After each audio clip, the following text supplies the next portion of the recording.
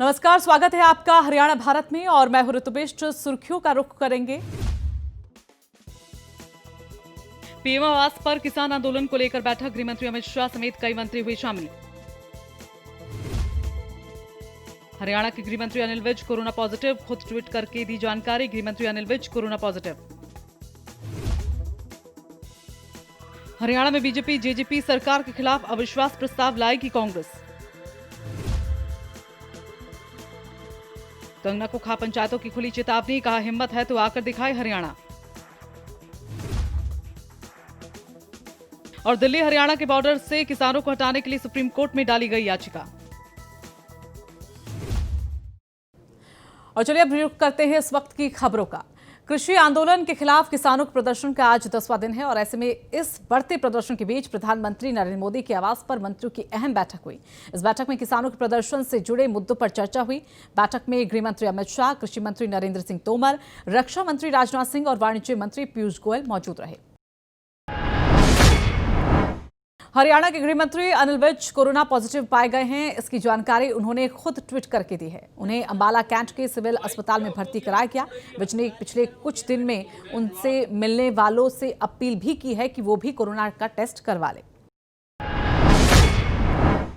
किसानों के आंदोलन के उग्र होने के बाद से ही इस पर सियासत भी तेज होने लगी है। जहां एक और बीजेपी और कांग्रेस इस प्रदर्शन को लेकर एक दूसरे पर आरोप प्रत्यारोप कर रहे हैं, तो वहीं बीजेपी नेता कपिल मिश्रा ने अब इस मामले में राष्ट्रपति रामनाथ कोविंद को पत्र लिखा। उन्होंने पत्र में दिल्ली के लोगों की समस्या का संज्ञान लेने की मांग की है। उन्होंने लिखा कि दिल्ली के प्रवेश द्वारों पर जुटे किसानों ने दिल्ली वासियों को बंधक बना दिया। आपसे अपील है कि इस मामले में दखल देकर दिल्ली वासियों की चिंता को दूर किया जाए। केंद्र के नए 3 कृषि कानूनों के खिलाफ दिल्ली हरियाणा के बॉर्डर पर किसान पिछले 10 दिनों से डटे हुए हैं। इसी बीच किसानों को बॉर्डर से हटाने के लिए सुप्रीम कोर्ट में याचिका डाली गई। सुप्रीम कोर्ट में याचिकाकर्ता ऋषभ शर्मा की ओर से दाखिल अर्जी में कहा गया कि किसानों के प्रदर्शन के कारण दिल्ली में इमरजेंसी सेवाएं मसलन चिकित्सा सेवा को भी आने में परेशानी हो रही है। बॉर्डर पर प्रदर्शन करने वाले किसानों के कारण लाखों लोगों का जीवन खतरे में पड़ रहा है। चूंकि मौजूदा समय में कोरोना बीमारी फैल गई और किसानों का जीवन अब खतरे में पड़ रहा है। किसान आंदोलन पर की गई टिप्पणी की वजह से पंजाब और हरियाणा में कंगना के प्रति आक्रोश बढ़ता जा रहा है। हरियाणा में खाप पंचायतों ने खुलेआम चेतावनी देते हुए उन्हें राज्य में आने की चुनौती दी। साथ ही उनकी फिल्मों का बहिष्कार भी करने का फैसला किया गया। इसके साथ ही कंगना के खिलाफ एफआईआर दर्ज कराने की भी तैयारी की जा रही है। किसानों के आंदोलन को लेकर पूर्व मुख्यमंत्री भूपेंद्र सिंह हुड्डा ने शुरुआत से ही मुखर रहे हैं और इसी बीच हुड्डा ने अब एक बार फिर सरकार पर निशाना साध दिया है। उन्होंने कहा कि खट्टर सरकार ने किसानों को दिल्ली जाने से रोकने की कोशिश कर बड़ी गलती कर दी। उसने दोनों और सदन दोनों का विश्वास खो दिया। कांग्रेस का एक प्रतिनिधिमंडल इसके लिए पार्टी विधानसभा का विशेष सत्र बुलाए जाने की मांग करेगा।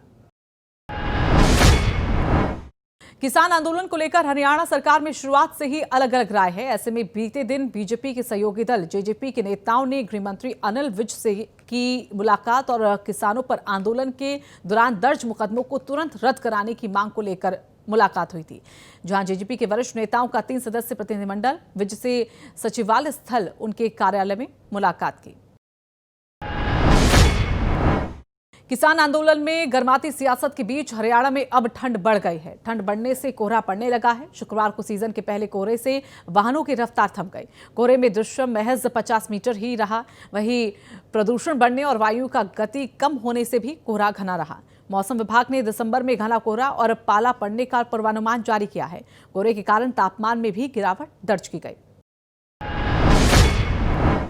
कोरोना की मार देश में सबसे ज्यादा उद्योग जगत पर पड़ी। धीरे धीरे उद्योग जगत कोरोना की मार से उबर ही रहे हैं कि अब किसान आंदोलन ने फिर एक बार उद्योग की रफ्तार को धीमा कर दिया। किसान आंदोलन से उद्योगपतियों को 70% नुकसान झेलना पड़ रहा है। उद्योगपतियों का ये कहना है कि अगर ये मसला जल्द हल नहीं हुआ तो बहादुरगढ़ में उद्योग धंधे ठप हो जाएंगे और उद्यमियों का आर्थिक संकट से उभरना बड़ा मुश्किल हो जाएगा। प्रदेश में सीनियर आईएएस अधिकारी को एक नई जिम्मेदारी मिली है। राज्य सरकार ने सीनियर आईएएस अधिकारी सुनील कुमार गुलाटी को विशेष मुख्य सचिव बनाया है। वो 1984 बैच के आईएएस हैं। बता दें कि प्रदेश में पहली बार विशेष मुख्य सचिव नियुक्त किया गया। गुलाटी अब अपने से जूनियर चीफ सेक्रेटरी के बजाय सीधे मुख्यमंत्री को ही रिपोर्टिंग करेंगे। हालांकि उनके अधिकारों में कोई बदलाव नहीं किया गया। फिलहाल हरियाणा भारत में इतना ही।